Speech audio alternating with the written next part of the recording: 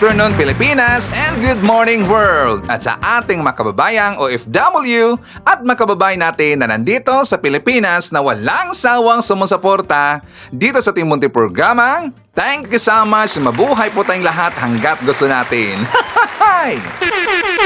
Well, anyways, tuloy-tuloy lang po tayo sa nagbabalita dito ng mga tamang balita at sagutin ang mga information na ipapakalat ng mga fake news peddlers, ng mga anti-Marcos, lalo na doon galing sa mga DDS na mga saltik bagabayan. Yes, dapat silang sagutin. Bakit? Kasi baghayan ito sila na lagi pong naninira araw-araw kay PBBM at sa Marcos administration sa katagalan magabayan, akala mga paninira, maging totoo yan sa mata ng ibang tao. So dapat silang sagutin kasi ang bagong Pilipinas, bawal po ang mga sinungaling. At syempre, kasama niyo pa rin si Sir Ivan, ang pinakabulol na vlogger sa balat ng YouTube, pero bibigay sa inyo ng mga totoo at mga preskong balita na kinukuha natin sa kapitbahay na social media. So magandang buhay sa ating lahat mga kabayan and a happy Tuesday sa ating lahat. Okay, so before tayo mag-start mga kabayan, well, syempre, as usual, i-check mo natin ang ating mga viewers na may maraming comment dyan sa baba sa ating comment section, ang ating pong top 5 commenters. At nito sa listahan, ang nanguna po si Sampaguita. Meron siyang 58 na mga comments. Nandiyan rin po si Shane Sibal. Meron siyang 57 na mga comments. Robel Ferrer Official. Meron siyang 37 na mga comments. Nandiyan rin po si Mary Flor Espirito. Meron siyang 31 na mga comments. And Greg Riquelman Jr. Meron siyang 15 lahat ng mga comments. Again, thank you so much po sa ating top 5 commenters. At syempre, pasalamatan natin ating pong mga silent viewer this thing channel. Thank you so much. At syempre, pasalamatan po natin ang lahat ng mga viewers na lagi pong nag-like, laging nisi-shares ng ating mga videos, at doon sa ating mga viewers na subscribe sa ating channel. Thank you so much. At syempre, i-greet natin ating mga suki, mga early birds. Yan ang una sa pag-comment dyan sa baba sa ating comment section. Nandyan sila si Maricruz Hernandez from North Carolina, USA. Samway Vlog from Riyadh, Saudi Arabia. Kasama rin po natin si Trexie Villa. Eloisa Taha from Riyadh, Saudi Arabia. Anes Aligre, Jocelyn Flores, Charles Ed Flores. Nandiyan rin po si Kuya Ubet, Amalia Nocon from Dubai, Severina Dio, Zenaida Bautista from New Jersey. I-shoutout natin si Maria Lourdes Samez, Gloria Marquez, Annalyn Biden. Nandiyan rin po si Teresita Vallejera and hi to Ma'am May Dunes. At syempre, hindi natin kakalimutan. I-shoutout natin ating mga pinalangga na mga legends, ang mga senior citizens. Hello po, kumusta ang lahat? At syempre, i-greet natin ng happy birthday sa lahat ng mga viewers na nag-birthday ngayong araw. Happy birthday! Okay, so kumusta ang lahat mga kabayan? How are you today? Well, unahin muna natin to pag-uusapan itong mga fake news na ipinakalat ng mga DDS fake news peddlers. Diba ang dami lang banat kahapon mga kabayan until now na dahil dito po sa paglabas ng police report daw ng taga Beverly Hills Police Department mga kabayan. Ito po tungkol ho doon sa investigation ginawa ng taga Beverly Hills doon sa pangamatay ni Paulo Tontoco dahil daw na drug overdose ng cocaine mga kabayan.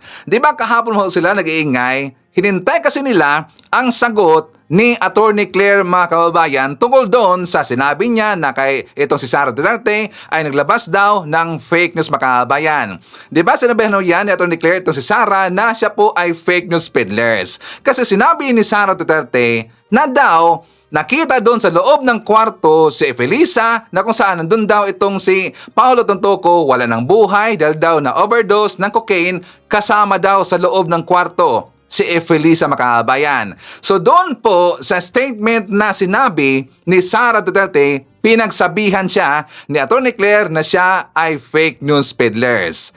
Hanggang ngayon, umatake itong mga DDS at meron silang inilabas na fabricated police report mga kababayan ko. I think nakita niyo na po yon na kung saan ito'y galing sa isang journalist na fake news peddlers. Yes, you heard it right. Galing ho sa isang journalist na fake news peddlers. Nalaman namin yan. Kasi nga, kahapon mga kababayan ko, nung time po na naglabas po ng fake news, fabricated police report, itong journalist na to, ipinakalt kasi kaagad ng mga DDS. At doon sila nagbabase sa indalabas sa screenshot ng isang journalist makabayan. Mamaya pag-usapan natin yan. At saka doon rin po sa report na yun, nilabas po ng journalist, doon ko napansin na mukhang merong off dito. Merong mali dito makabayan. So kahapon, nag-usap-usap kami ng mga pro-admin vlogger. So doon po sa aming GC Makabayan, isa po sa nag-input doon ng observation si Sir Ivan. Kasi nga, una pa lang, nabungad sa aking makabayan ko, very obvious. Obvious talaga na mukha itong ipinatong lang, mukha itong dinagdag lang, kasi nga merong nabanggit doon na pangalan, itong journalist na to nakakaduda. At may mali na rin po doon makabayan.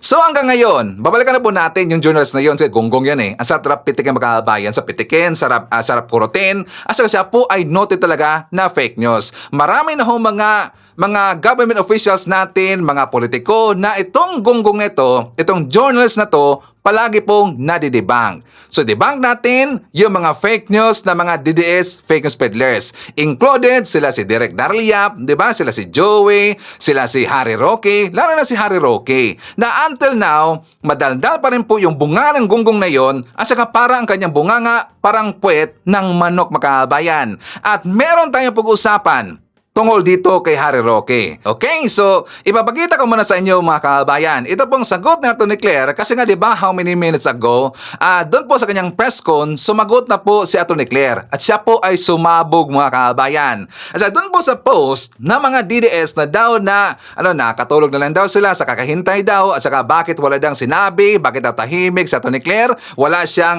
post kahapon sa pasagot doon sa banat ng mga DDS kasi nga niresbakan nila si Atty. Claire.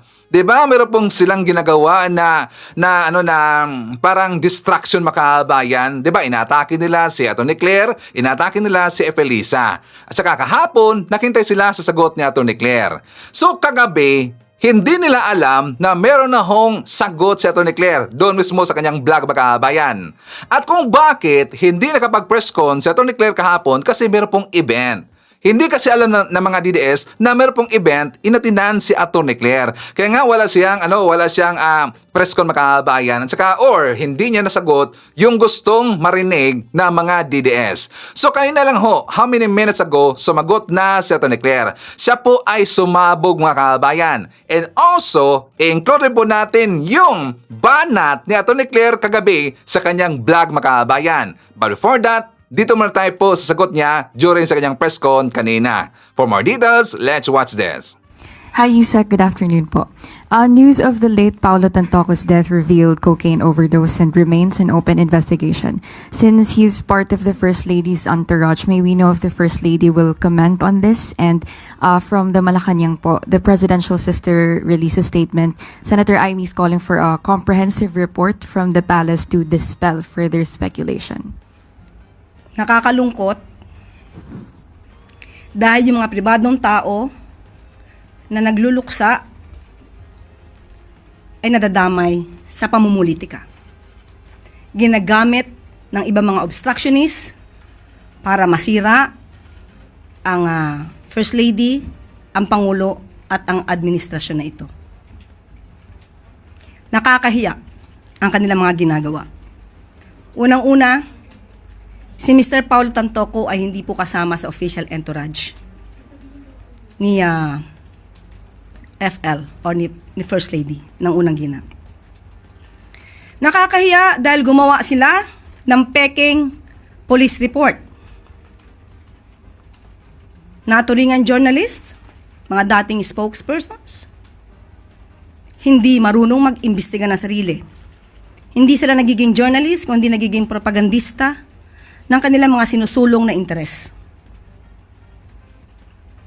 Ang sinasabing police report na naipost sa Facebook ay isang malaking kasinungalingan. Kahit kayo po mismo ay maaaring mag-imbestiga sa nasabing lugar, sa Beverly Hills Police Department para malaman nyo na yung nilagay sa Facebook na may guhit na color pink, kung di ako nagkakamali, ang parting yon ay dinagdag lamang. Nag-start ang mga salitang, and I quote, "and the cause of initially suspected to be drug overdose," up to the word Miro, yan po ay dinagdag lamang. Ito ay mga gawain upang masira ang unang ginang, ang Pangulo, at ang administrasyon na ito para sa pampersonal na interes. Tandaan po natin, ang unang ginang po, nung siya ay nasa Los Angeles, ay meron po siyang security service na provide ng US. At meron din po siyang kasamang PSG. Hindi rin po siya nag-stay sa nasabing hotel ni Mr. Tantoco. Iba po ang kanyang hotel.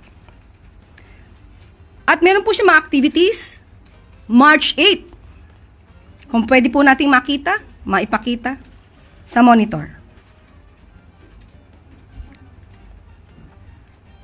March 8, makikita niyo po sa screen na mayroong konsyerto para sa Filipino. Makikita niyo sa larawan din, Secretary Cristina Frasco. March 8 yan ginanap, hapon hanggang gabi. Papaanong masasabi ng mga obstructionist na to, ng mga fake news peddlers na to, ang patungkol sa nakita nilang mga tao doon sa vicinity? Kaya po yan ay dinagdag lamang. Nandito naman po yan sa Facebook ng unang ginang.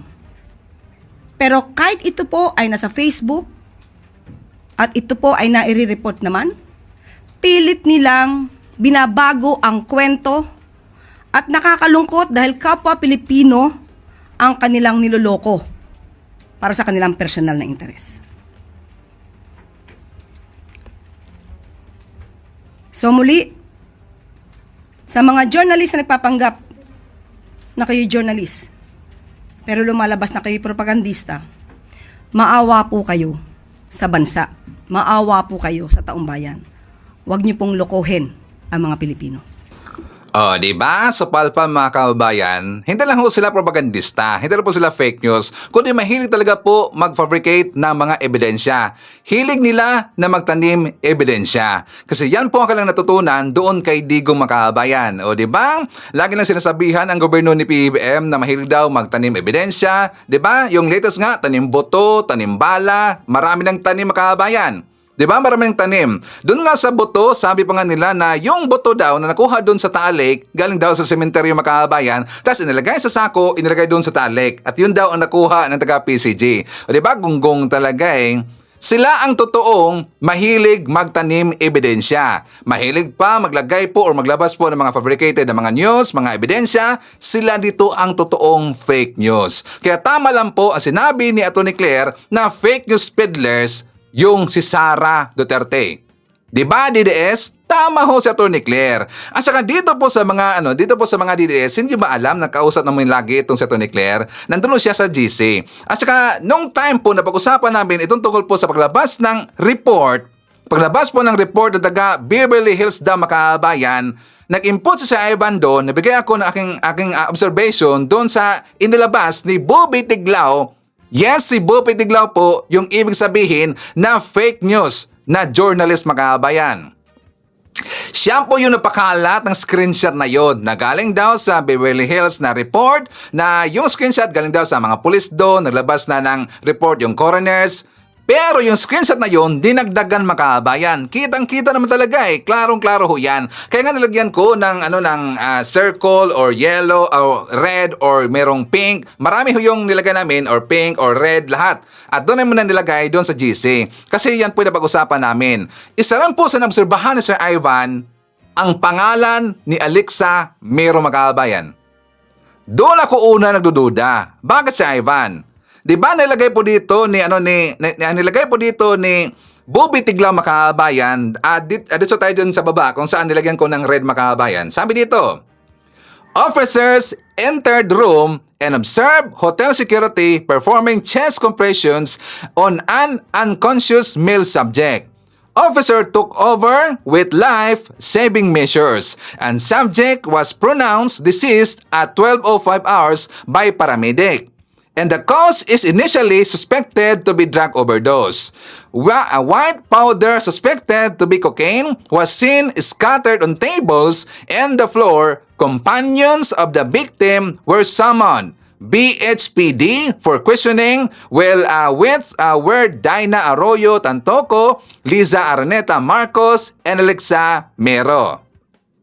Okay, so napansin nyo ba mga kabayan? Sabi dito, yung companions daw ni Tantoco, nandun daw sa kwarto mga kabayan, ibinatawag. Gin-question daw ng police, ng Beverly Police, ito pong sila si Dinah Arroyo Tantoco. Kilala ba natin si Dinah Arroyo Tantoco mga kabayan? Siya po yung asawa ni Paulo Tantoco. At siya itong si Dinah, nakalimutan ko lang kung ano ang kanyang posisyon sa gobyerno natin, pero siya po ay under ho sa Malacanang mga kabayan. Siya po basta something po sa mga culture ng Pilipinas. Yes, siya po ay advisor, siya po yung namamahala doon sa ibang lugar tungkol doon sa culture natin na inilagay doon sa ibang lugar para makita po ng mga turista mga kabayan. And also dito po sa Pilipinas. Yes, magaling ho yan si Dinah Arroyo Tantoco. Kukunin kaya yan ni PBBM kung hindi pa siya magaling makabayan. So siya po yung husband ni Paulo Tantoco. Nandiyan rin po sa baba si Liza Araneta Marcos. Kasama dyan si Alexa Mero makabayan. Naalala ba natin ang pangalan ni Alexa Mero? Yung rumored girlfriend daw ni Sandro Marcos makabayan. Yung naisyon noon, nakasama po ni Sandro Marcos noon nagpunta sila ibang lugar. Di ba nandyan po si Alexa Mero? Siya po yung artista. So dito pa lang ho nagdududa na ako. Bakit si Ivan? Kung question ng taga-police Beverly Hills, sila si Dinah Arroyo Tantoco, asawa ni Paulo Tantoco, si First Lady Liza Marcos, at saka si Alexa Mero, di ba ang kukunin dyan ang kanilang ID makabayan or ang passport na hawak nila? Alexa Mero, hindi niya yan totoong pangalan makabayan. Yan po'y kanyang stage name. Alexa Mero, stage name yan sa kanyang pagiging actress makabayan. Do you think yan ang ilalagay po ng police? Dapat ang ilagay po sa police report ang totoong pangalan kung sino yung nandun makabayan. Diba? Isip-isip, dyan pa lang masimplang na itong si Bobby Tiglaw, gonggong talaga eh. Diba? Na-fabricate naman lang sila ng police report makabayan, hindi pa nila ginalingan. Magonggong kasi.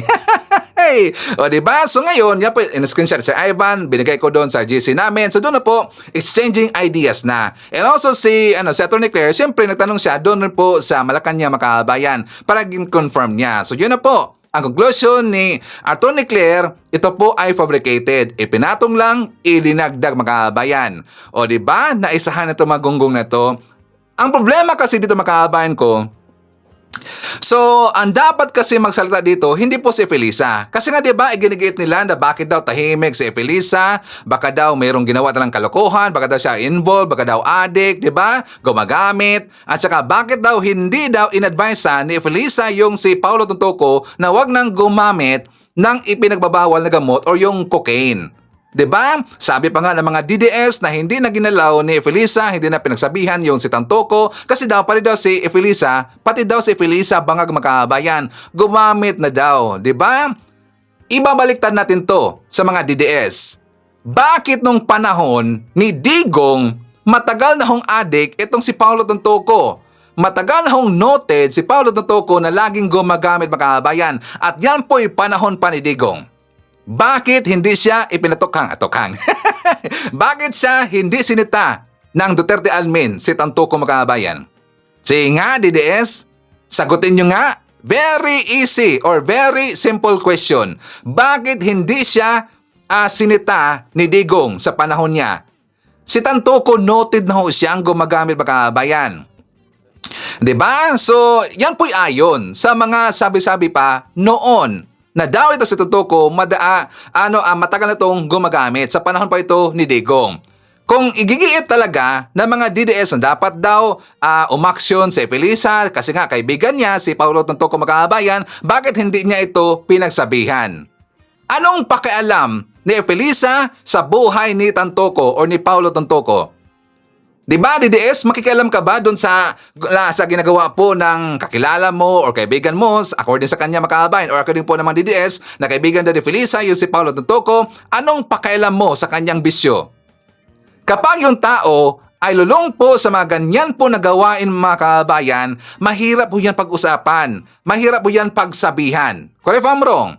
Diba? Napakahirap yung pagsabihan ng mga taong ganyan. Kaya hindi na po nakikialam si Felisa sa ganyan po na usapin. Kasi si Felisa, nakafocus lang ho siya dito sa mga programa, sa mga proyektong nakakatulong ho ng bansa natin. At walang pakialam si Felisa sa personal na buhay ng kanyang kakilala. Ayaw niyang makialam mga kabayan. Diba? And also, dito rin po sa mga banat ng mga DDS na bakit daw hindi nagsasalita si Felisa. Unang-una, she is not on the liberty para ho magpahayag ng mga informations publicly in behalf of the Tantoco family. Sakto ba siya, Ivan? Wala siyang karapatan. Ang Tantoco family nga or ang pamilya ni Tantoco or ang asawa ni Tantoco o Paulo Tantoco na nahimik nga. Sila ay nanahimik, ang Tantoco family. Para po ito sa ikakatahimik ng kanilang buhay, sa kanila pong pamilya, para po sa kanilang anak, pinili nilang manahimik. Diba? Tas si Felisa magsasalita mga kabayan in behalf sa Tantoco family. Diba? Hindi yan maganda. Hindi yan okay mga kabayan. So, ang magandang ginawa dito ni Felisa, dapat hindi siya magsalita. Kundi ang dapat tatanungin dito ng mga DDS at saka ang dapat magsalita dito ang asawa ni Paulo Tantoco. Siya lang po ang may karapatan magsalita mga kabayan. Hindi po si First Lady Lisa Marcos. Sakto ba siya, Ivan? Diba? Gunggong talaga eh. Just doon pa, dinagdag pa nila si Alex Samero. Bakit nga pala ginamit nila si Alex Samero mga kabayan? Bakit siya, Ivan? Kasi nga sikat si Alexa. At saka siya rin po ay parang na-link dito sa mga Marcos kay Kong Sandro Marcos makabayan. Diba? Ginamit nila si Felisa, ginamit rin po nila si Alex Samero para ang kanilang intensyon, sisiraan nila ang pamilya Marcos. Kasi nga si Alex Samero connected ho kay Congressman Sandro Marcos. Si Felisa, partner siya, asawa siya ni PBM. Kaya tinira yung merong link sa mga Marcoses makabayan. O, di ba? Simple as that. Ang mga DDS kasi mga gonggong, puro kasi sila paninira makabayan. Pero ang kanilang paninira, napaka-easy talaga butasan. Kasi nga mga tanga mga buboy, pati nga ito mga followers ng mga DDS, mga tanga talaga hindi nag-isip makabayan kung ano po yung ipopost ng mga DDS na mga vlogger na sinusundan nila, yun rin po ang kanilang ipopost sa kanilang mga Facebook account makabayan. Tapos meron pang palaging napapadala po kay Sir Ivan ng reels, ng vlog po ng mga vlogger ng mga DDS. Pinagtatawanan lang ho yan ni Sir Ivan. Sinasagot kayo makabayan. Tapos ako, challenge pa ako na paano ko daw sasagutin makabayan. Gonggong talaga Napaka-easy. At kapag sila ay, kapag sila po ay ating masagot makabayan, ang kanilang gustong ang kanilang i-forward sa atin po ng mga fake news galing po sa mga DDS vlogger, kapag atin po silang masagot, nanggagalit. Diba? Binayaran ka daw ni Felisa, binayaran ka daw ng Marcos para daw sila ipagtanggol. Gunggong talaga. Binigyan na nga sila ng totoong balita, ikaw pa ang masama makabayan. Binigyan pa nga sila ng mga link galing po sa mga mainstream media. Tas sasagutin ang kanilang mga question, ikaw ang masama makabayan. Bakit mo daw ipinagtatanggol ang Marcos? O diba, gunggong talaga? Diba may mga sinto-sinto talaga sa utak Katulad po dito kay Harry Roque. May sinto-sinto sa utak. At saka before ko ipapakita sa inyo ang sinabi po ni Attorney Claire kahapon po sa kanyang vlog makabayan, ito munang si Harry Roque. For more details, let's watch this. Sa Auntie Claire, nabibingi ako sa iyong katahimikan. Ano na naman kabalbagan ang sasabihin mo dito sa report tungkol kay Paulo Tantoco na kumpirmado sa police report, naroon kasama sa kwarto kung saan namatay si Paulo Tantoco, doon sa same kwarto na nakakuha ng supot ng cocaine. Ang ating First Lady, ano na naman kabalbalan ang sasabihin mo para umiwas sa katotohanan? Pero gaya ng sinasabi ko, I love Auntie Claire. Mapapabilis ang pag-alis kay Marcos dahil sa kanya. We love you. Huwag kang aalis dyan. Kailangan ka namin ng mas mapabilis ang pagpalit sa tao na walang kakayahang mamuno. Nako, nandito po ako sa restaurant, kaya hindi ako masyado po pwede magtitili. Pero ganun pa naman, nagtitili na rin ako sa galit dito, no? Dahil hindi na po pwede ano tawag doon, masuppress yung damdaming galit na galit ka na. Insulto na sa mamamayang Pilipino yan. Ano ba yan? Kriminal na First Lady. Addict na First Lady. Ano ba yan? Pinagtatawanan na tayo. Tapos pupunta ka ngayon doon kay Trump. Huy, mahiya kayong dalawang mag-asawa, ha? Sasabihin ni Trump, oh, have you had your cocaine today, Mr. President? Madam First Lady. Hoy, baklitang na may AIDS. Ay, may AIDS, sorry. Joke lang yun. Hoy, baklita, talaga madaldal tong gonggong nito eh. Hindi ka na ho paniniwalaan ng taong bayan kasi alam lang po ng majority ng mga Pilipino, ikaw ay fake news peddlers. Ikaw lang po ay naninira sa bansa natin. Ikaw lang po ay naninira po sa First Family. Kasi nga ikaw ngayon ay nagpapanik na dahil sa mga kaso mo. Dahil ngayon malapit ka nang dadamputin ng police Dutch. 'Di ba? So mga kababayan ko, napansin niyo ba itong mukha ni Harry Roque? 'Di ba magyatang namamagay? Tapos napansin ko talaga yan eh. Ilang beses ko na nakita sa kanyang vlogs mga kababayan, palagi siyang parang namamaga, no? Namumula, tsaka may something talaga dito sa kanyang mga kababayan. Nagbasa-basa ako na mga comment dyan sa kanyang vlogs makabayan at palagi kong napapansin ang comment po ng kanyang followers kumusta na daw ang kanyang pagpunta doon sa hospital makabayan. Kasi nga diba noon lumabas po na allegedly daw itong si Harry Roque ay lagi pong napupunta doon sa hospitals. Siguro siya lang po ay nagpapacheck up makabayan. Siguro siya po ay nagpacheck up. Siguro may problema sa kanyang health kasi nga nakikita ho natin sa kanyang pagmumukha na siya po ay namamaga makabayan. Well, marami talagang mga posibleng dahilan kung bakit namamaga yung mukha ng isang tao makabayan. 'Di ba una tungkol dito po sa issue sa kanya, siguro sa kidney, meron siyang issue siguro sa liver, baka siguro hindi na po ito natutulog, marami pang iba. Pero meron kasing sabi-sabi noon na ito daw si Harry Roque, base rin po ito sa comment ng kanyang followers, meron kasi nabanggit na HIV makabayan or AIDS. You know what I mean? 'Di ba? Na-post ko na yan doon sa ating Facebook account makabayan na meron sigurong AIDS itong si Harry Roque. Tapos tinignan ko yung makabayan, connected ba? Connected ba sa taong merong AIDS or HIV yung pamaga sa mukha makabayan? Tinanong yan Sir Ivan sa Google. Facial swelling can be a symptom associated with both HIV and AIDS makabayan. But it's not a direct symptom of HIV itself. Several conditions related to HIV or its a treatment can cause facial swelling, including Kaposi sarcoma, enlarged parotid glands, and certain opportunistic infections. So baka meron ng problema sa health itong si Harry Roque makabayan. 'Di ba? Minamalas na, kinakarma na.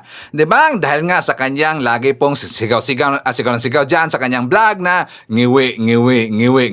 'Di ba? Bangag. Tas butod. Diyan siya minamalas, diyan siya kinakarma makabayan, 'di ba? Ngayon nabaliktad na.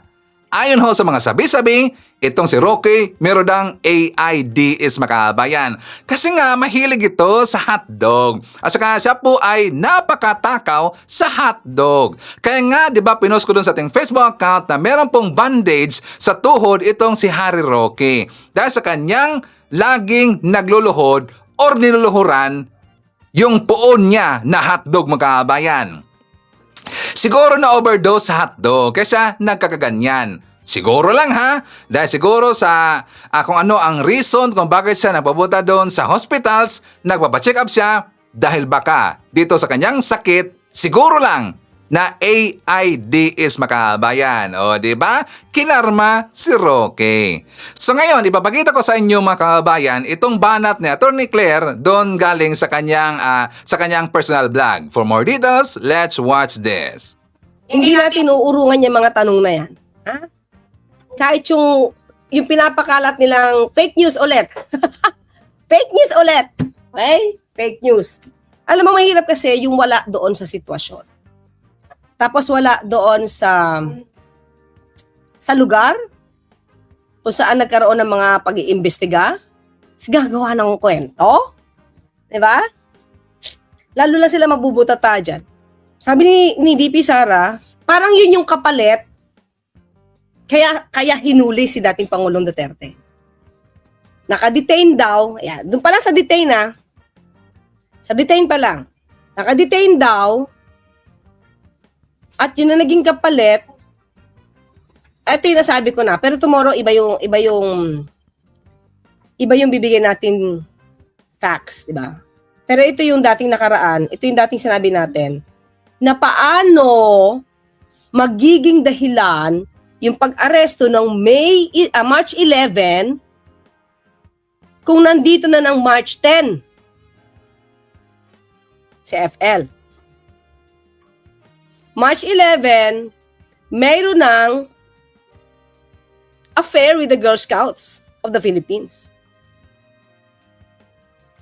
So, paanong sasabihin na yun yung dahilan kaya hinuli na March 11? Sige nga. Sa timeline pa lang, fake na eh. Diba? Fake na sila. Mga kaklir, ito lang sa akin Nakita niyo ba yung title? Tanim buto? Tanim buto?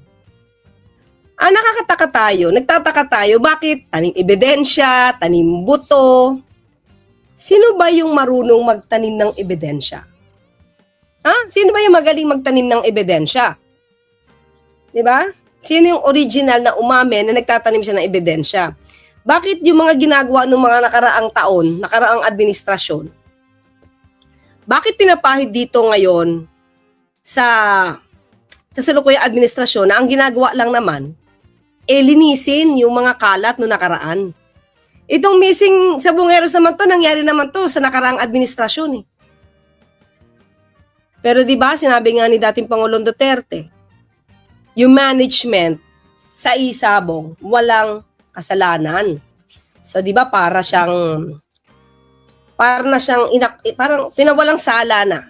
Di ba? Yun na mamahala ng Isabong. Bakit hindi nagawa ng paraan para imbestigahan? Diba?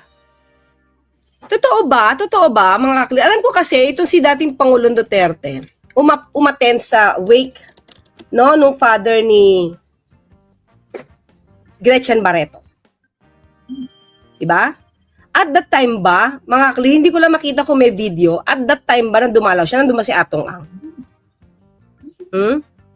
Okay, nandito Atong Ang, Narich Scaffold at Barreto Wake. Oo, nandun nga. No, meron ba kayong hindi ko makita na yung picture na nandoon. Pakisiguro lang mga kaklira. Parang alam natin, si Atong Ang nasa wake ng tatay ni Gretchen. Right? Oo, parang pogo.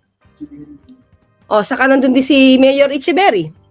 Diba? Okay, so inopen ko na lang yung window mga kabayan kasi nga nag-burn out eh.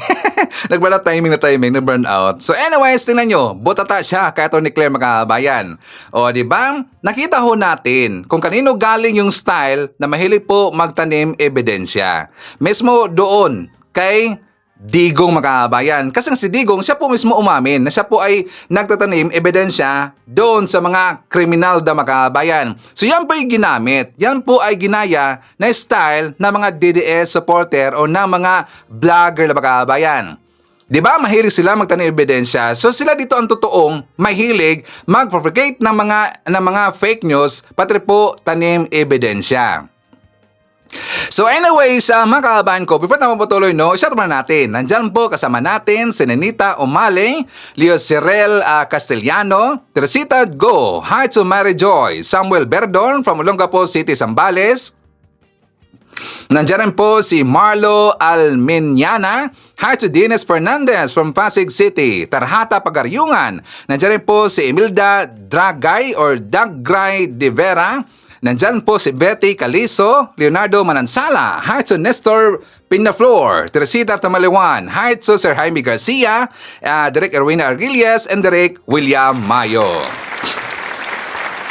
Okay, so makaaban ko, pag-usapan natin si PBBM. So before tayo pupunta doon sa balita tungkol kay PBBM and also kay Atong ang Makaabayan, dito muna tayo po sa Good News para alam natin hong lahat, para alam po ng mga DDS kung ano yung pinuntahan ni PBBM as ito po ay malaking tulong sa ating bansa makaabayan. For more details, let's watch this.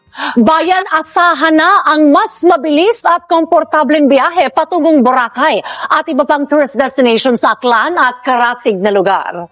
Masisimulan na kasi ang konstruksyon ng bagong passenger terminal building sa Katiklan, Aklan matapos isagawa ang groundbreaking ceremony ng proyekto na pinangunahan mismo ni Pangulong Ferdinand R. Marcos Jr. Kumpiyansa ang Pangulo na lalong sisigla ang turismo sa bansa sa sadaling maisaayos ang passenger terminals, hindi lang sa Aklan kundi sa iba pang lugar na dinarayo ng mga turista. Dumating sa lalawigan ng Aklan si Pangulong Ferdinand R. Marcos Jr. para pasinayaan ang opisyal na groundbreaking ceremony ng bagong Katiklan Passenger Terminal Building.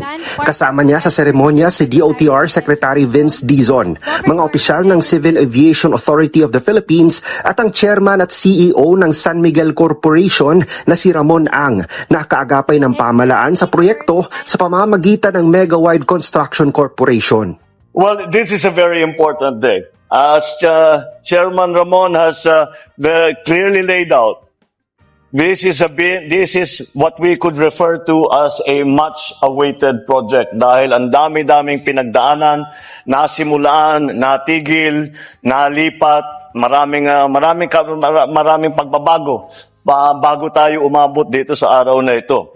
Ngunit, nandito na tayo. We are very happy and we are all very excited that we are slowly putting together the building blocks of our policy of opening up our areas, tourist areas, our business areas, to international travelers without having to go through the Manila airport. It would be much easier for our tourists or for any travelers na doon na sila tumungo, kagaya dito, diretso na sila dito sa Katiklan. And from here, they can go to Boracay, they can go around and see all of the tourist destinations. Marami ritong tourist destination. We can see all of the tourist destinations around the province and in the neighboring areas. Ayon kay Pangulong Ferdinand R. Marcos Jr., 8% sa GDP ng buong bansa ay nagmumula sa tourism industry at nais niya itong mapalago pa sa tulong ng pagpapatayo ng mga infrastruktura na magagamit ng mga turista para sa mas mabilis na pagbiyahe ng direkta sa mga tourist destinations ng bansa. The influx of people, of travelers, is going to be a big boost to the local economy and, I might add, the national economy. Tourism right now contributes close to 8% to our GDP. And that is something that we want to increase. And that is why these projects that we have are also very important.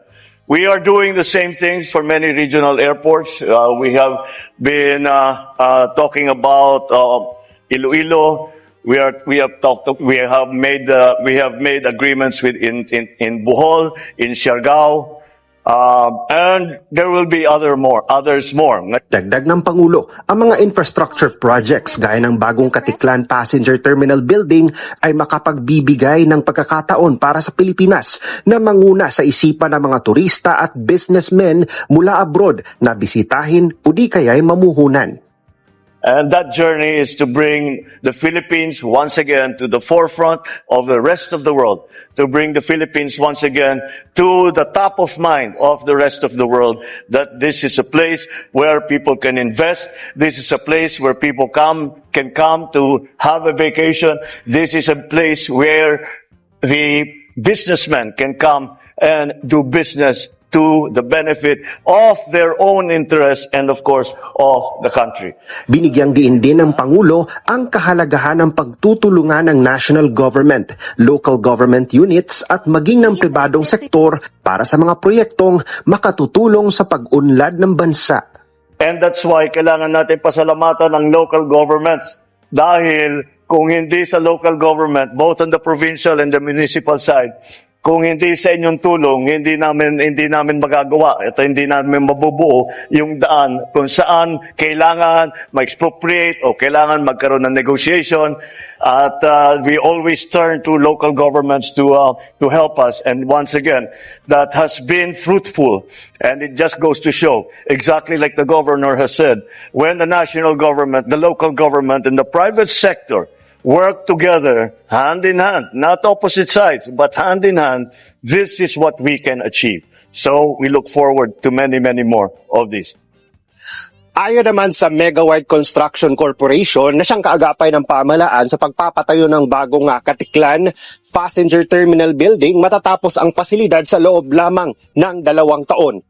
Isang hakbang tungo sa mas maliwanag na kinabukasan ng lalawigan ng Aklan. O, di ba? Busy ho ating presidenteng si PBBM. Busy ho yan. Marami ho yan mga proyekto. Marami ho yan mga inisyatibong ginagawa para sa ating bansa, mga kababayan. Pero ang mga DDS, hindi nila yan nakikita. Bakit? Kasi ayon lang tingnan, mga kababayan. Ayaw kasi lang malaman na meron nga palang mga nagawa ang ating presidente. Ayaw lang malaman, mga kababayan, kasi nga ganyan sila. Kasi ang gusto nila, palagi lang daw na best president itong si Digong. Para sa kanila. Kasi sila po ay nabodol ni Digong at ng mga Duterte. Best president daw itong si Digong, mga kababayan. Di ba? Bodol talaga eh. Best ho sa pangungurap. Kasi nga ang kanyang mga kalyado, kanya po mga kasama sa Malacanang, mga D-lords naman kasi. Sindikato naman kasi. At mahilig siya sa mga sugarol, mga kababayan. At yan po'y kabaliktaran dito po sa ugali ni PBBM. Bakit si Ivan? Kasi nga napag-alaman natin, 2 beses na pala tinanggihan yung offer ni Atong Ang na campaign donor dito kay PBBM or para kay PBBM. Yes, you heard it right, 2 times na hong tinanggihan ni PBBM na gusto kasi ni Atong Ang na siya po magbigay po ng tulong, campaign donor doon kay PBBM. Pero yan po ay tinanggihan mismo, kabayan. At nandito ho yan sa balita. Balita ho galing sa Politico. So, thanks but no bets. Marcos reportedly rejected campaign donations from Atong Ang. Ayon sa balita, President Ferdinand Marcos Jr. allegedly turned down campaign donations from controversial billionaire gaming tycoon Charlie Atong Ang not once but twice. Politico has learned. According to an e-scooper familiar with the matter, and Alice Lee attempted to contribute to Marcos' presidential campaign in 2022 but the offer was declined outright. At the time, Ang was said to be a latecomer among political donors, having initially favored then Davao City Mayor Sara Duterte to make her own bid for the presidency. So ngayon, mga kababayan ko, ano kaya ang dahilan kung bakit tinanggihan ni PBBM ang alok ni Atong Ang na campaign donations? Bakit kaya? What do you think? Please comment sa baba, babasahin niyo mamaya ni Sir Ivan. So before natin sasagutin, mga kababayan, i-share naman natin. Nandyan po si Monet Borromeo, Shirley Fernandez, Ramil Ruasa, Hi to Zemramon TV at saka sa Zafra family. I-shoutout daw kay Alvin Sagales at pamilya Lota na nasa Dubai galing kay Eva Atienza. Nandyan rin po kasama natin si Shirley Rizman, Abby Smith, Tinkerbell, Evelyn Garcia, Aponte Camote, Hi to Glidel, Teresita Marquez. I-shoutout natin si Tony De Los Rias, Josephine Gallego, Felma Cabato, and Hi to Sweet Dams. Okay, so ang posible dito na rason kung bakit tinanggihan ni PBBM itong si Atong Ang, mga kababayan, kasi alam ho ni PBBM kung saan galing ang pera ni Atong Ang. Galing ho yan sa sugal, mga kababayan. Galing ho yan sa maruming gawain kasi hindi po maganda yung sugal. Alam mo natin yan. So ayaw po ni PBBM na involved sa kanyan, mga kababayan. Kasi alam po ni PBBM baka in the future malalaman po ng mga tao na itong si Atong Ang nabibigay sa kanya, so magagamit ito ng mga detractors. 'Di ba? Magagamit ito ng mga propagandista, mga kababayan. So dito ba lang ho maganda talaga ang desisyon ni PBBM na hindi niya tinanggap yung alok ni Atong Ang 2 times na campaign donors. Kasi para walang magamit na paninira ang mga DDS na gagamitin nila itong si Atong Ang para kay BBM. Kasi nga ngayon pa lang, no, 'di ba? Nasa hot seat ngayon si Atong Ang. Kasi nga dito sa Missing Sabongeros. Kasi nga dahil po ito sa isabong makabayan. So maganda ang desisyon ni PBBM. Dito nakikita natin kung gaano katino na tao si PBBM. At talaga pong meron siyang prinsipyo makabayan. 'Di ba? So babasahin lang po natin itong post ni Sir Yayam Dizon. Sabi niya, ganito katino at kalinis ang prinsipyo ng ating Pangulo. Habang ang iba ay sabik tumanggap ng pera mula sa kung sino-sinong negosyanteng may bahid ng kontrobersya. Ang Pangulo natin ay 2 beses tumanggi sa campaign donation mula sa bilyonaryong si Atong Ang. Una, noong 2022 presidential campaign at ang pangalawa nitong 2024 para sa senatorial slate ng Alyansa para sa Bagong Pilipinas. Ibig sabihin, malinaw pa sa sikat ng araw ang pamumuno ni PBBM ay hindi nabahira ng utang na loob sa mga personalidad na may questionableng pagkatao o negosyo. Hindi ito simpleng pagtanggi. Ito ay pagpapakita ng karakter, integrity at tunay na malasakit sa bayan. Habang nililitis si Atong Ang sa isyu ng pagkawala ng mahigit 30 na sabongeros na nanatiling malinis ang Pangulo sa kahit ano ugnayan sa kanya. Wala siyang tinanggap, wala siyang kailangang bayaran. Kaya't kung may mga nanglalait, naninira at patuloy na napapakalat ng tsismis laban sa kanya sa unang ginang o sa kanyang pamilya, alam na natin kung saan galing yan. Mga bitter, talunan at desperadong gustong pabagsakin ang isang lider na ayaw sa traditional patronage politics. Sa kasaysayan, si PBBM ay hindi lamang matatandaang bilang isang mahusay na lider, kundi bilang isang matuwid na tao na hindi ibinenta ang dangal ng kanyang pagkapangulo kapalit ng salapi.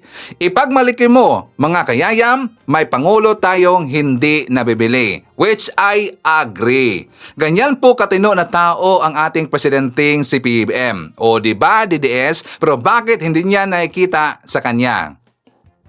So anyways, ipapakita ko sa inyo mga kabayan itong vlog ni Mike Abe. For more details, let's watch this.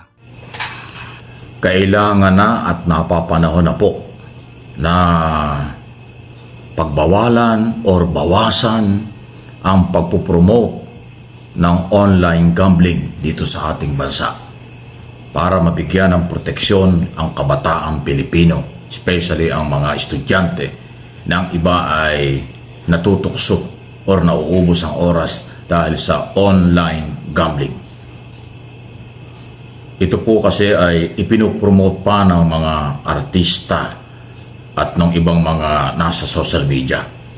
Tama lang po yung plano at ginagawa na ng Department of Information Communication Technology o DICT na ipagbawal ang pagpopromote sa social media nitong online gambling.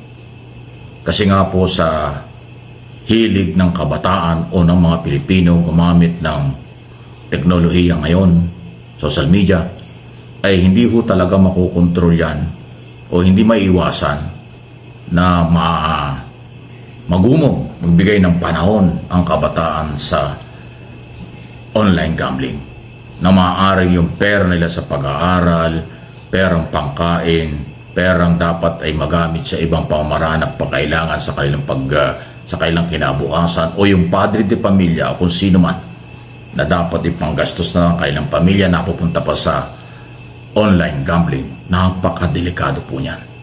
Ito'y napapag-usapan kasi marami na pong senador na yan ang plano. Actually, pati si Senador Bongo, yan ang ninalabanan na yan. Sino pa yan? Si Gatchalian, pati si Subire, ayaw nila. Tama lang. Pero yan ay ginawa din kasi yung, alam nyo, nung nakaraang administrasyon, yung mga ganyang klase mga sugal o iba pa, hindi lang online gambling, pero kung naging online na, yung Pogo at saka Sabong, laganap po yan sa social media.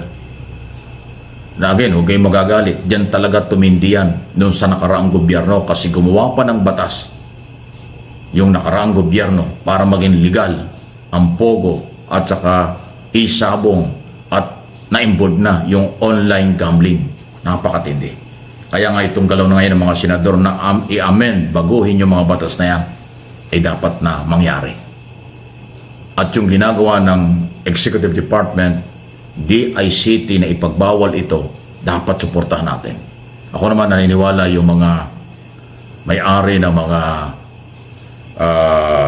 social media account or yung platform na yan ay maintindihan kung ano ito. Dahil yung kapakanan ng majority ng kabataan, kapakanan ng mga Pilipinong naimbod dito at nasisira ng kinabukasan at pamilya ay mabigyan ng proteksyon. Kaya kailangan pong ito ay makontrol sa lalong madaling panahon. Dahil aminin nyo at sa hindi, mga kaibigan, hindi lang dito sa Pilipinas, pati mga Pilipinong nasa abroad na involved na ho sa online gambling. Maniwala kayo, lalo na sa isabong, lalo na sa anumang meron na mga gambling sa social media, napakatindi niyan, ginawa ng hanap buhay ng iba. Hindi naman ho lahat ay nagtatagumpay. Marami dyan natatalo, marami dyan nasisira ang kinabukasan, pag-aaral, lalo na po. Isipin mo kabataan, nasa elementary high school, mas inubos yung oras sa online gambling kaysa pag-aaral. Yan ang kinabukasan ang mangyayari sa kanila. Kaya po, napapanahon na pagtulungan ng Executive Department, ng mga legislator, both Congress and Senate, baguhin ang batas, at yun naman po mga mamamayan, especially yung tayo, kayo, na mga magulang, bantayan po ninyo ang inyong mga anak. Pangaralan, mabuti, baka po hindi nyo napapansin na involved na sa online gambling. Masisira po ang kailang kinabukasan at pag-aaral. Kung may obligasyon ng gobyerno, doble ang obligasyon nating mga magulang para sa ating mga anak. Ang mga kabataan naman, huwag kayong magagalit kung kayo pinagbabawalan. Huwag kayong magagalit kung hinihigpitan kayo.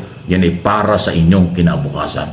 Hindi ho makakasira sa inyo. Ang pigilan kayo na kayo po ay magkaroon ng bisyo ng sugal online ang sistema. Dahil po yan ay nakakasira sa kinabukasan at panahon. Ayan po ang magandang galaw. Any comment, reaction? Malaya po kayo. Tulungan natin ang pamahalaan at ang ating sarili at ang ating pamilya para sa magandang buhay. Ayan, may pag-asa. Okay, sunod na pag-usapan natin, ito, i-update ko lang ho kayo dun sa ongoing na paghahanap ng Coast Guard, ng NBI, ng mga otoridad yan po sa mga nawawala sa bungero. Nakakaroon na po ng positibong galaw kasi nakaka-recover na sila ng pwedeng maging ebidensya. At ito pala yung mangyayari. Kasi sabi nila, ano mangyayari? Paano maging ebidensya yan? 4 na taon na. 2021 pa. Paano makikilala yan? Hindi po. Ganito yung sinasabi ni Assistant Secretary Miko Clabano, tagapagsalita ng DOJ at Assistant Secretary. Ano sabi niya? Hindi naman kailangan yung pang mismong mga naging biktima ang maging ebidensya. Yung picture lang at pagkakakilanlan na talagang sila yon, ebidensya na po yun. Kasi sabi niya, paano maging ebidensya na ibuto na lang? Hindi po. Kahit pala mga buto na lang yan, pag napatunayang yan talaga ibuto ng tao at napatunayang talagang doon itinapon base sa sinasabi ng testigo, yun daw po ay matibay ng ebidensya sa korte. Hindi na kailangan ng picture na kung paano pinatay, kailangan ng picture kung paano ang kanilang kalagay, hindi na. Kahit buto na lang yan, pasintabi na. Basta yan ay napatunayang yan ay tao ang pinanggalingan. At yan ay talagang doon itinapon kaya na-recover base sa mga gumawa at testigo na magpapatunay, ebidensya na. Kaya may pag-asa yung pong mga pamilya ng 100 mahigit na nawawalang sa bungero, huwag kayong mawala ng pag-asa. Gumagalaw ang gobyerno ngayon dahil ang batas ang pinapairal. Kahit na sino, sabi ng Pangulo, mananagot.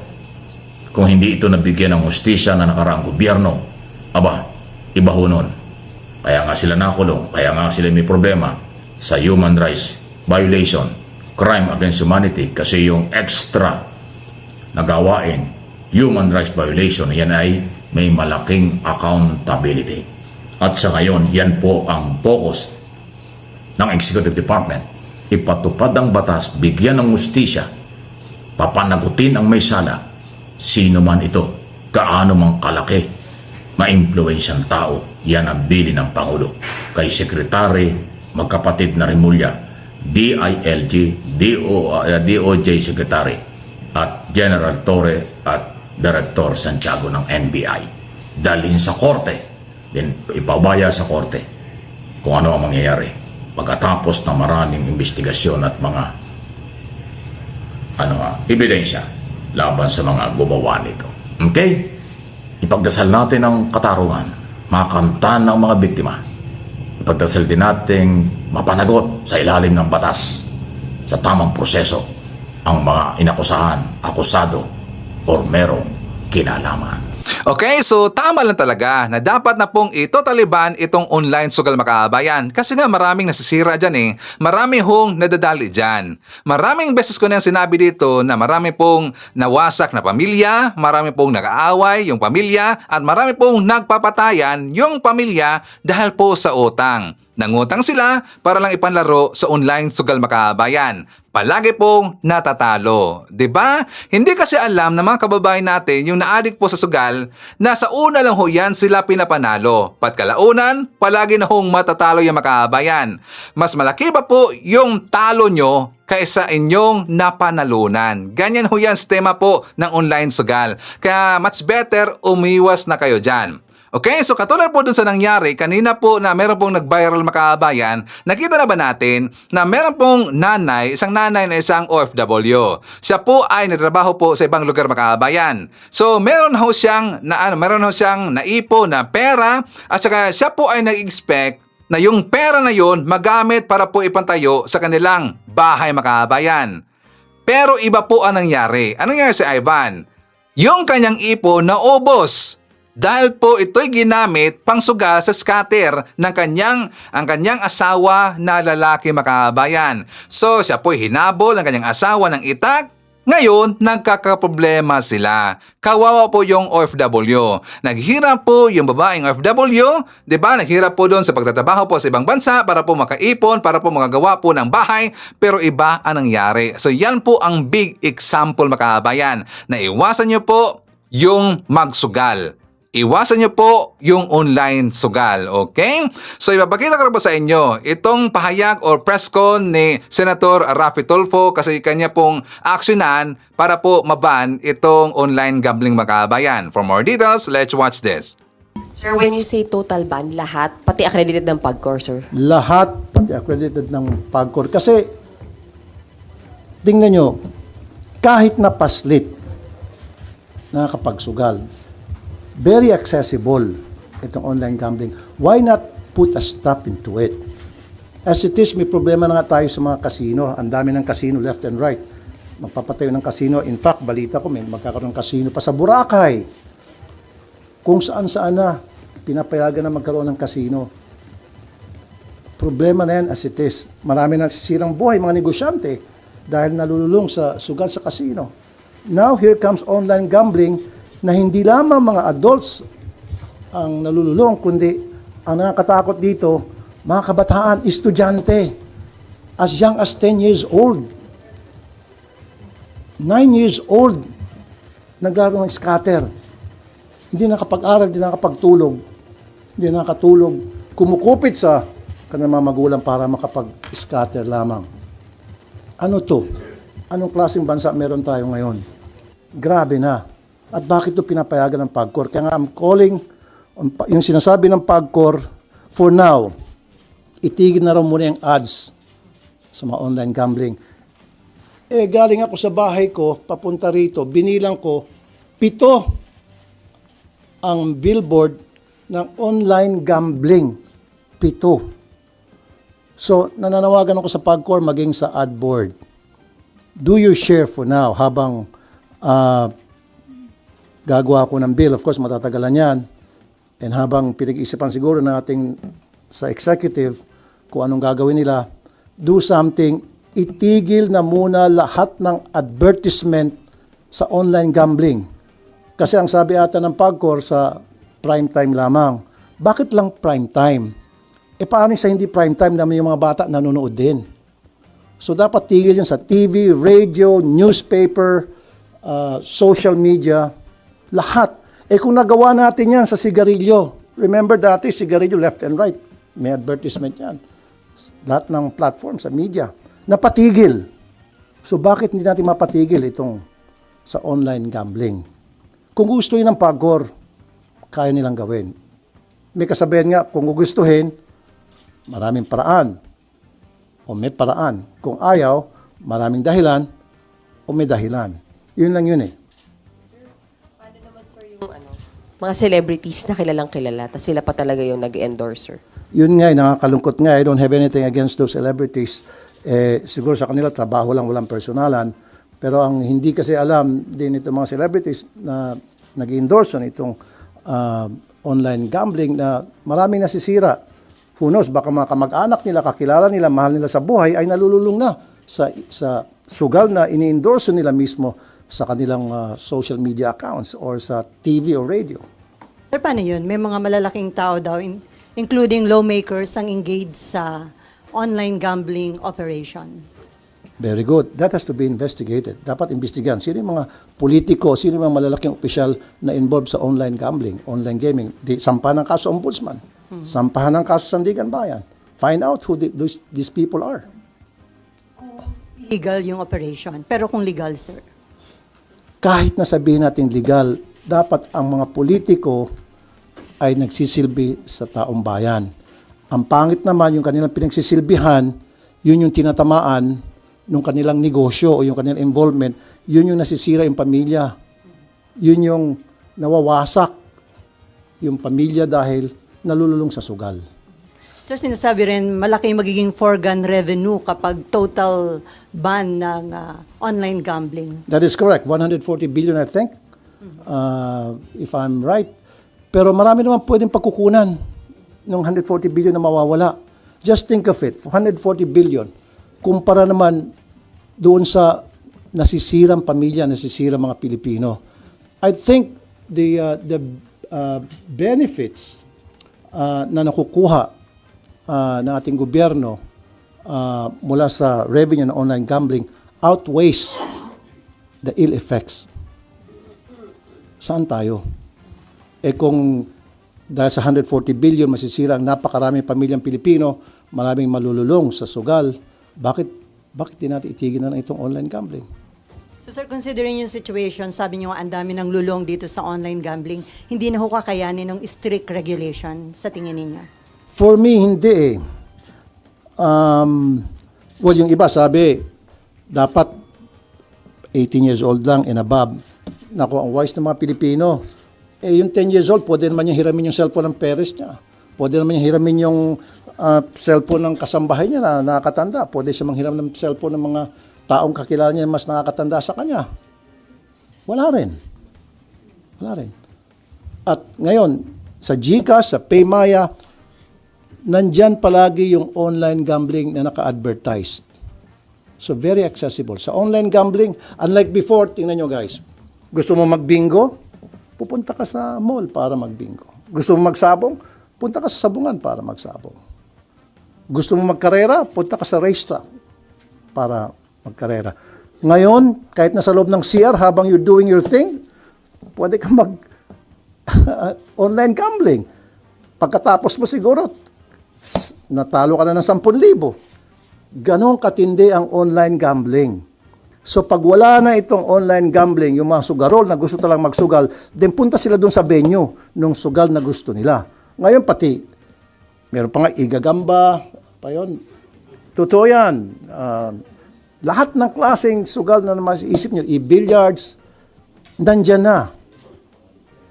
Who knows kung ano pa yung mga susunod na mga kabanata nitong e-gambling mga operators, kung ano pa maisip nila.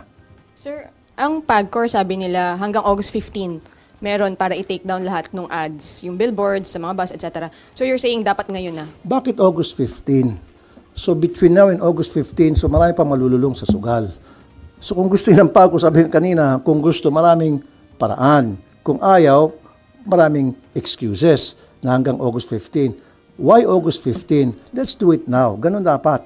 Ora mismo.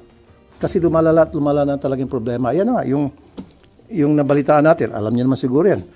Bus driver, akalain mo, habang nagmamaneho, nag-online gambling, buti na lang nakita ng mga pasahero at pinigilan siya. Paano kung hindi nakita? Paano kung gabi yun, natutulog yung mga pasahero? Okay, so ang question natin mga kababayan, pabor ka ba na itotal ban na yung online sugal? Please comment sa baba, babasahin niya mamaya ni Sir Ivan, okay?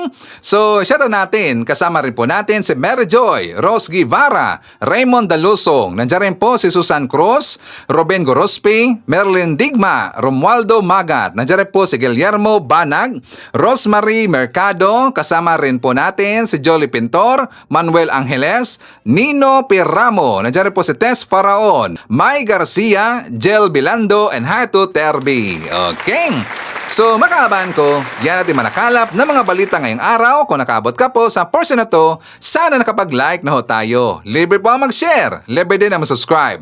Again, maraming salamat sa mga viewers na hindi nag-skip ng ating mga commercials. Thank you so much. At before natin tatapusin ang ating programa ngayong araw, sana sabayan nyo si Sir Ivan para sa ating live messaging prayer.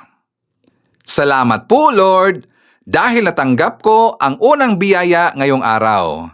Iyon ay ginising mo kami ng may lakas at walang sakit sa pangangatawan. Naway samahan mo kaming muli ngayong araw sa iba't ibang gawain namin.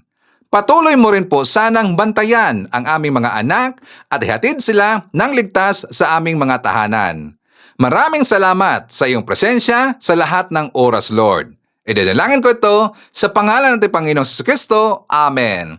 So maraming salamat mga kababayan, and I hope to see you again on my next video.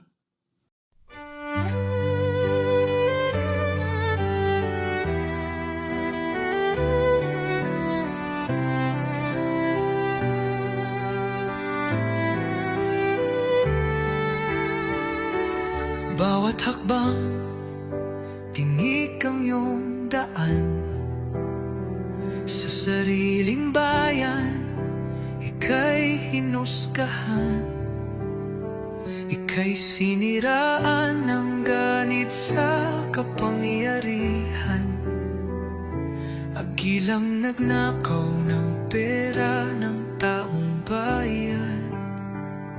Pinapasan mong lahat ng dusa, matatag ka, hindi gaya ng iba. Ngunit kahit sugatan, kahit lumuluha, iniisip mo pa din kapakanan ng iba. Bongbong, hindi ka kailanman iiwan. Loyalista hanggang dulo ay nandyan. Kasama mo kami sa lungkot mo at saya. Pagkat Pilipinas, ikaw ang pag-asa. Sa laot ng unos, ikaw ay nag-iisa. Iba'y nagbubunyi sa iyong pagdurusa. Ngunit lahat ngayon ay malinaw na. Katulong mo ang Diyos, nag-iba sila. Ipinaglaban mo ang lahing sinumpaan.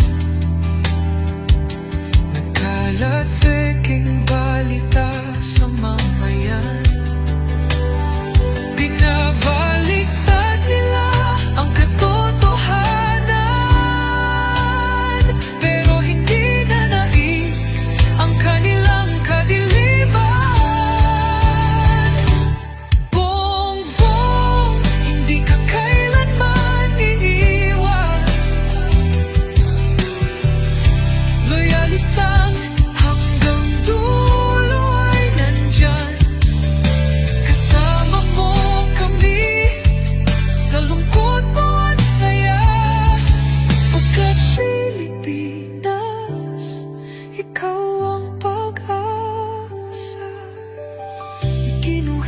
kasaysayan ng pangalan mo, dalisay. Ngunit bakit tila nais kang burahin at si Apolacay? Sa iyong mga mata, may luha ng matinding pagdurusa. Ngunit sa puso mo, bayan pa din ang inuuna. Bongbong, hindi ka kailanman iiwan. Loyalista hanggang dulo ay nandyan. Kasama mo kami sa lungkot mo at saya. Pagkat Pilipinas, ikaw ang pag-asa. Bawat hakbang, tinik ang iyong daan. Sa sariling bayan, ika'y hinusgahan. Ika'y siniraan ng ganit sa kapangyarihan. Hagilang nagnakaw ng pera ng taong bayan. Pinapasan mong lahat ng dusa. Matatag ka, hindi gaya ng iba. Ngunit kahit sugatan, kahit lumuluha, iniisip mo pa din kapakanan ng iba. Bongbong, hindi ka kaya